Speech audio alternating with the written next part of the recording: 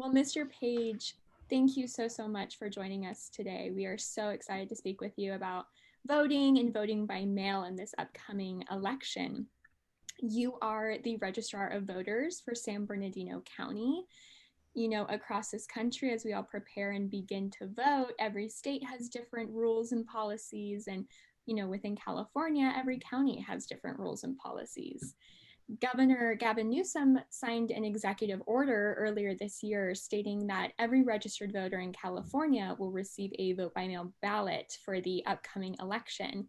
It was possible to vote by mail in previous elections. So I'm just curious, why is voting by mail significant this year? It seems to be a large topic of conversation.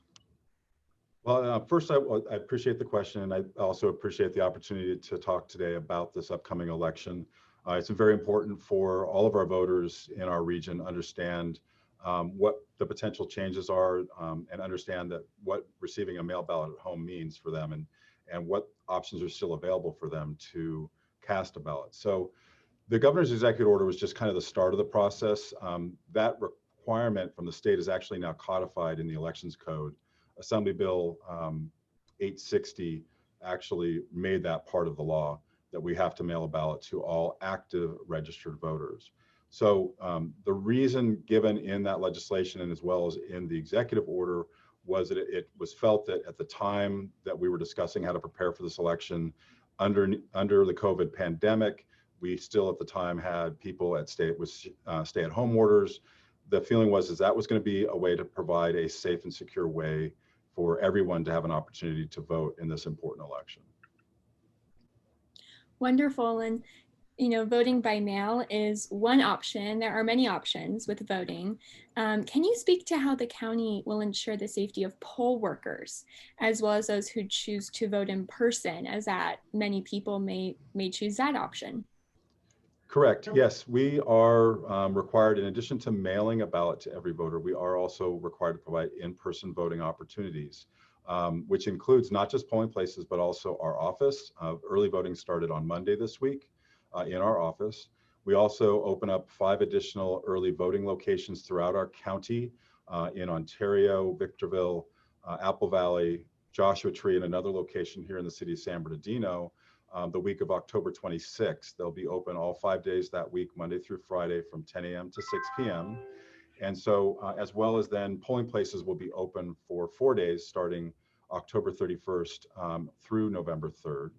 And what we are doing to ensure that our election workers as well as voters are safe when they come into any of our locations is that we have secured a large amount of personal protective equipment. So all of our election workers will be wearing face masks as well as plastic face shields over those. We are providing gloves, lots of hand sanitizer, cleaning supplies. Our poll workers or election workers have been trained that during the days of voting that they should clean the high-touch surfaces throughout the day. And they're also being trained to implement social distancing guidance in our voting locations. One example I'll give you is that we have printed probably a couple thousand floor stickers that say, you know, stand 6 feet apart, and we'll be giving those to elections workers to set up when people are standing in line to check in. We already have those set up in our hallway here at our office for early voting, but the same will be done at our other early voting sites and our polling locations. And finally, I'll say that if a voter comes into our voting location not wearing a face covering, we purchase enough disposable face masks to offer those to the voters as well. If a voter still refuses to wear a face mask when they come in, we will offer to everybody else who's in the room and all the other voters that are present, we will offer them a plastic face shield to wear to provide them with some extra protection, because we can't mandate that a voter wear a face covering while they're voting, because the right to vote is a constitutional right, and that's not something that we can abridge. So we have to allow somebody to vote, and we just want to make sure we provide extra protection to those around them if somebody's not willing to wear a face covering.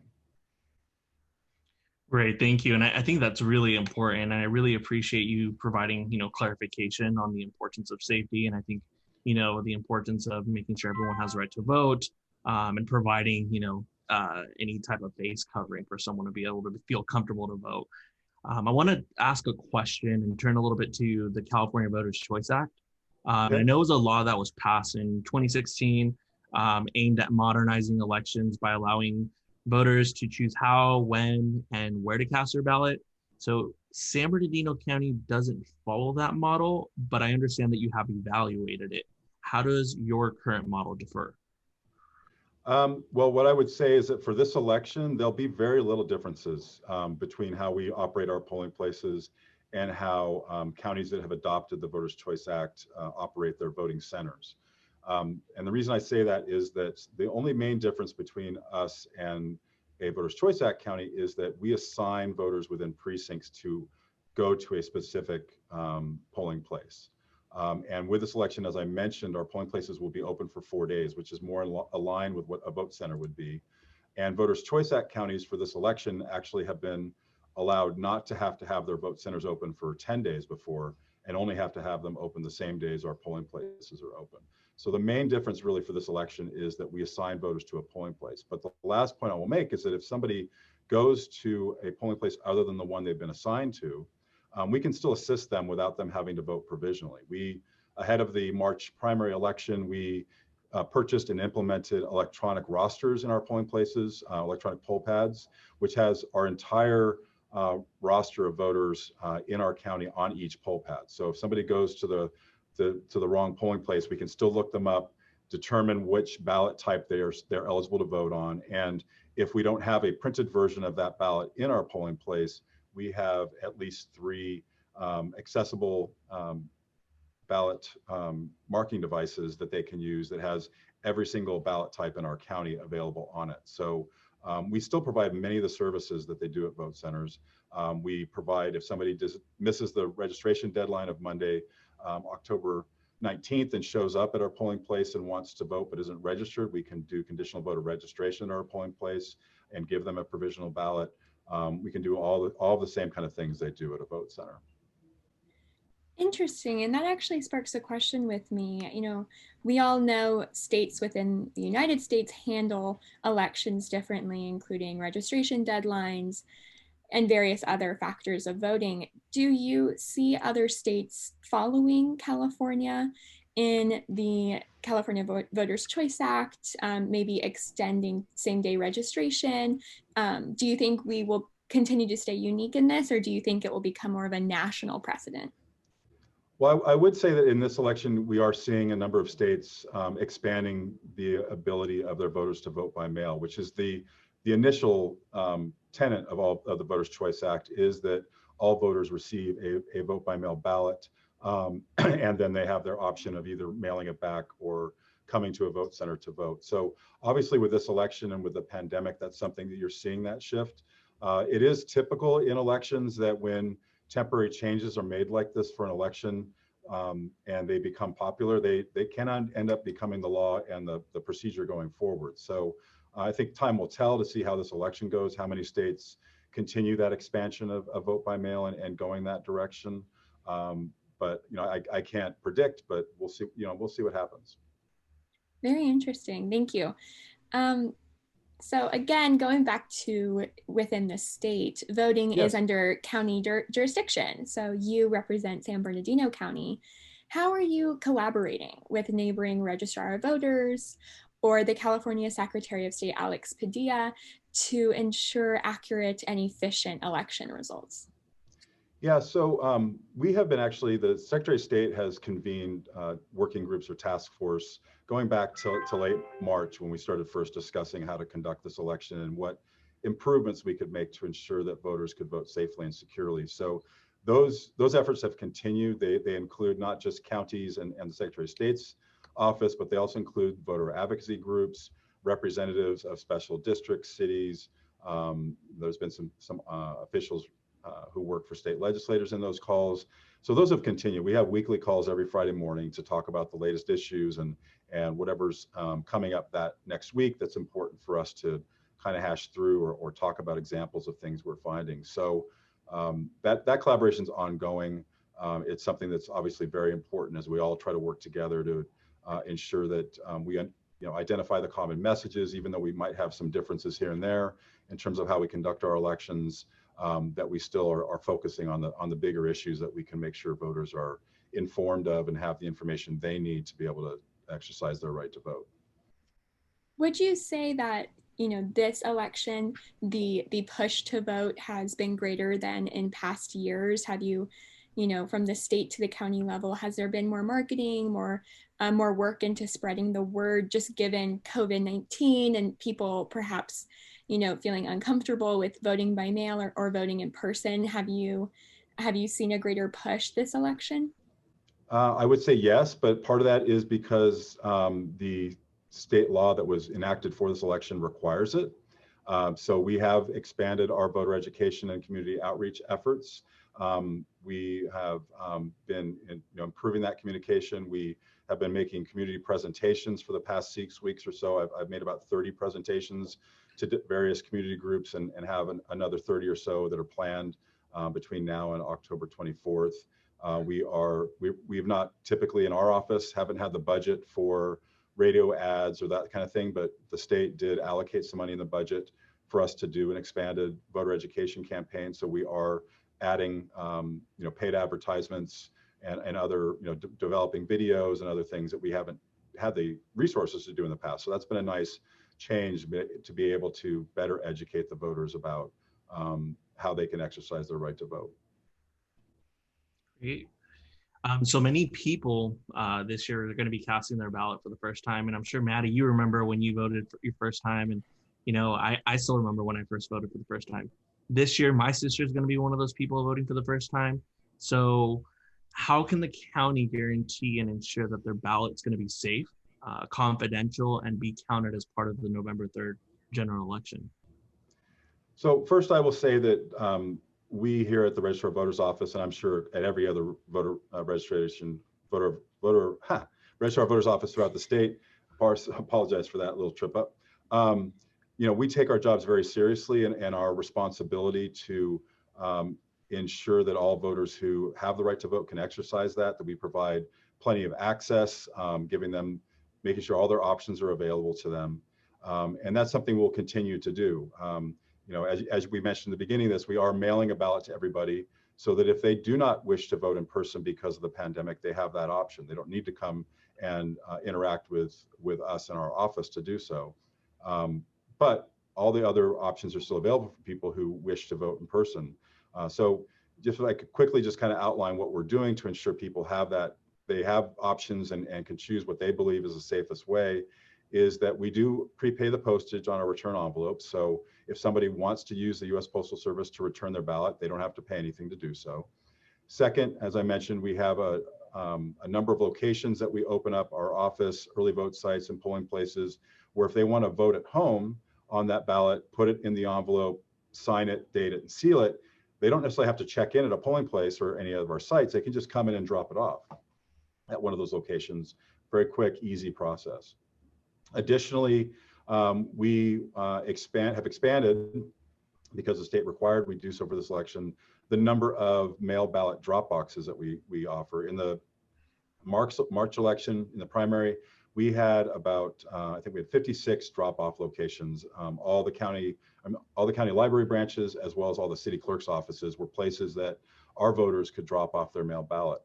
We've now expanded that to 70 locations, and we've moved from having those ballot boxes on the countertops in those facilities to being outdoor installed secure mail ballot drop boxes that we've been installing the last few weeks and putting at various locations in the county.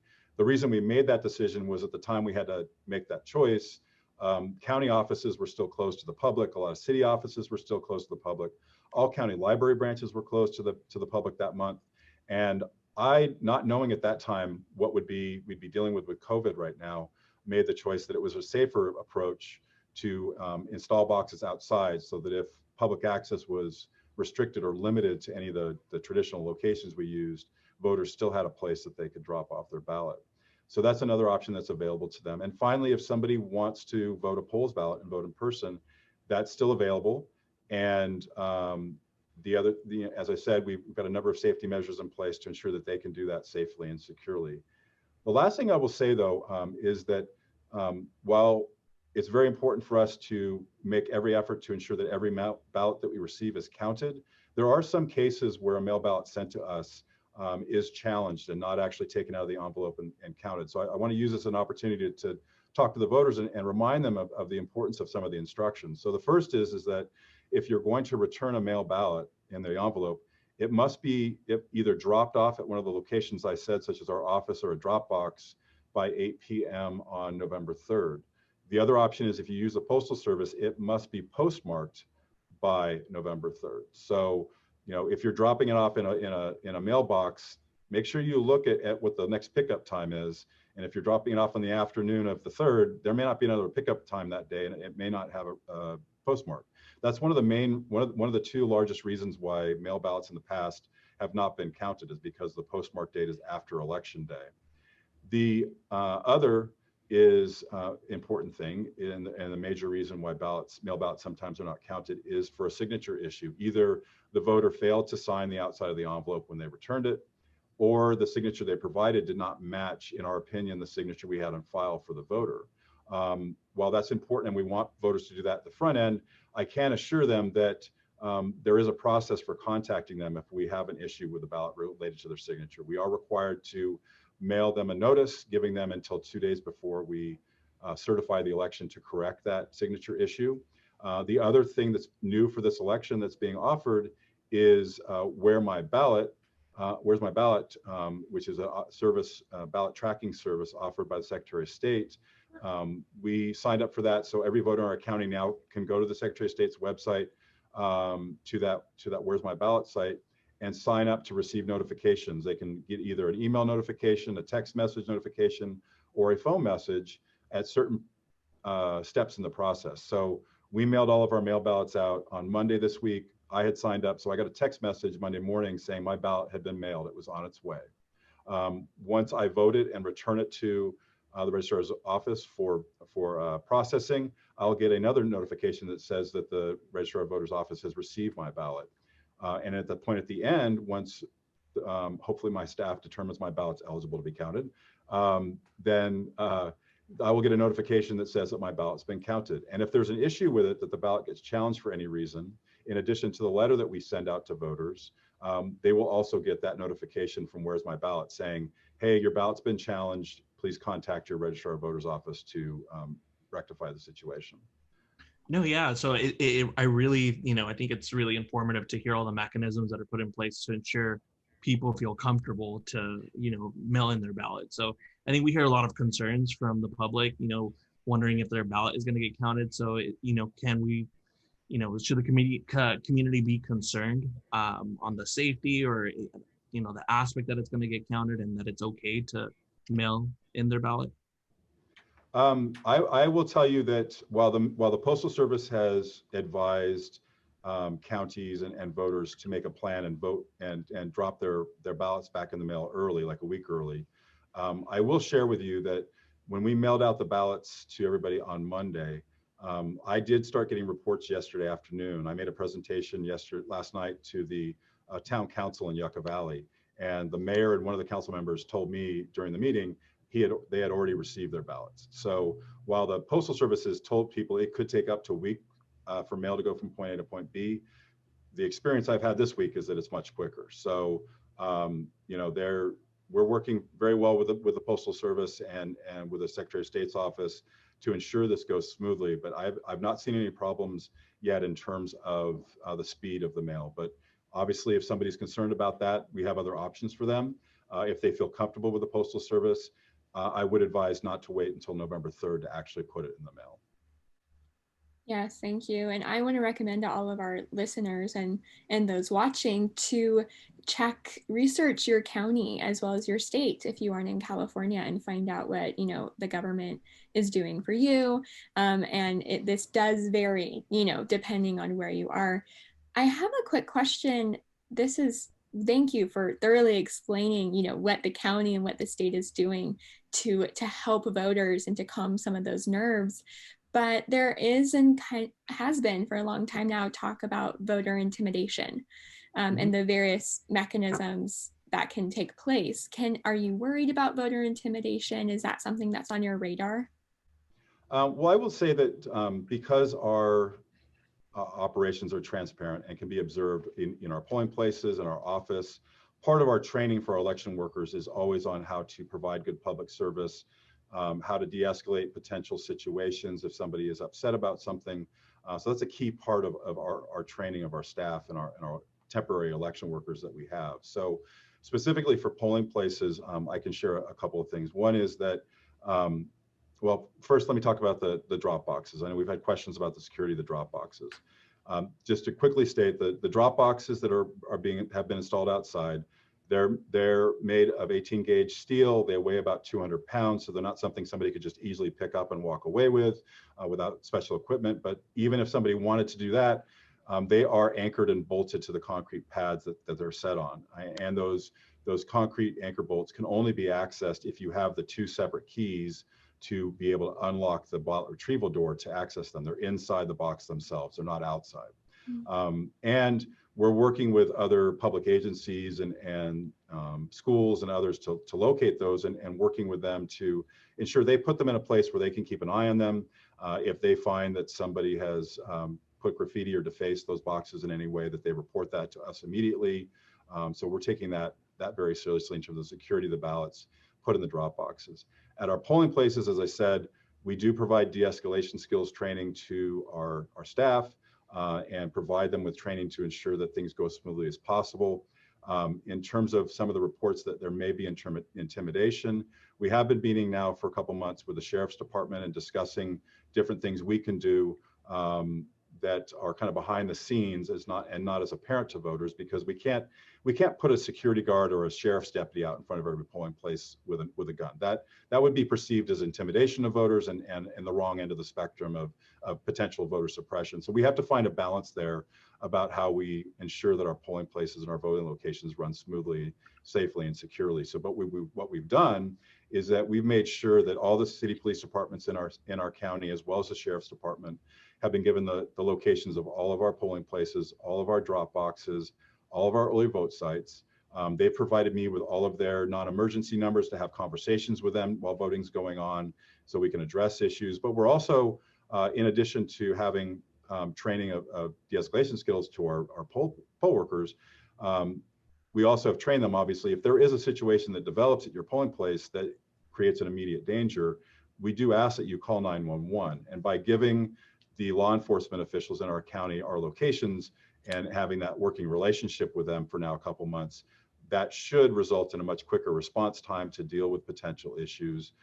So we are taking this seriously, but it is a balance of how we can appropriately provide a secure space for voting without having any kind of a show of force that would intimidate others. That is great work. Yes, I think every voter and possible voter will be very glad to hear, those measures are being taken. So we've discussed the various ways to vote, such as in person at polling places, through a drop box, or through the postal service. And as people are now receiving their ballots in the mail, as you just mentioned, is there one method you would recommend over another? Actually, no. And the reason for that is that important part of our voter education messaging, and the first part of that is, this is the voter's ballot. Our message is your ballot, vote safe, vote early. So we just want to make sure that the voters are educated about all their different choices, whether that's putting it in the mail, dropping it at a drop box, coming to one of our early vote sites or our office or a polling place to vote. It's the voter's choice. Once we explain to them all the safety measures we've taken and what we have put into place, but it's ultimately their choice about what they feel is the best way to vote. So I don't wish to steer people towards one direction. I just want them to know that every option we're providing them, we believe is safe and secure, and really that choice lies with them in terms of what they feel most comfortable doing in this election and returning their voted ballot. And just to follow up on Maddie's question, there's news that the USPS might be overwhelmed in the next coming weeks with all of these ballots coming in. So would you recommend that people cast their ballots earlier, later on, closer to election day, or does that matter? We are encouraging people to vote early. As I said, our message is your ballot, vote safe, vote early. And the reason is that not necessarily because it's this election, but it's because historically the presidential general election has the highest voter turnout. And so there's a number of opportunities for voters to not have to wait until November 3rd to vote. And we'd like them, as many of our voters as possible, to take advantage of that. And so, whichever method they choose, if they want to vote in person, they can come to our office now if they want to vote. We had about, I want to say about 250 voters come in on Monday. And I think another 100 or so come in yesterday. Obviously, we've got 1.1 million voters, so that's just a small number. But the more people that vote earlier, the earlier we can get processing those ballots and ensure that we can have everything done by December 1st, which is our legal deadline. So we do encourage people to vote early. And if they want to vote in person and not drive to San Bernardino, as I said, we'll have those 5 additional locations that are open the week of October 26th. And then we'll have 210 polling places that are open for 4 days. So if they want to vote on Halloween, on October 31st, the polling places will be open from 10 to 6. They'll be open those same hours on Sunday the 1st and Monday the 2nd. And then on November 3rd, all of our polling places will be open from 7 a.m. until 8 p.m. So if people want to wait till late day, they can, but they should be prepared for waiting in a line. Given the large turnout, we typically do have lines at our polling places. And because of the health and safety measures we're taking at the polling places, it will take a little longer to vote because we've got to clean surfaces between voters and do those kind of things, and we'll have less polling. Potentially in polling places we've used in past elections when we couldn't get a larger polling place just because of the availability of community spaces in that neighborhood. There will be less check-in stations and less voter booths so that we can put those 6 feet apart. So we are encouraging people to vote early because that is a potential. If too many people wait until November 3rd, we will have lines and there'll be a long wait to vote. And we'd like to avoid that if we could. Yes, of course. Well, I hope everyone, however they choose to submit their ballot, that they make a plan, and whether that's voting by mail early, in person, I think just doing your research, studying the propositions and the candidates and making a plan to physically turn in that ballot, however you do so, is of the utmost importance. Mr. Page, thank you so much. You have shared such important and pertinent information, and I know our listeners will appreciate it, and I hope again that this just encourages everyone to exercise their right to vote.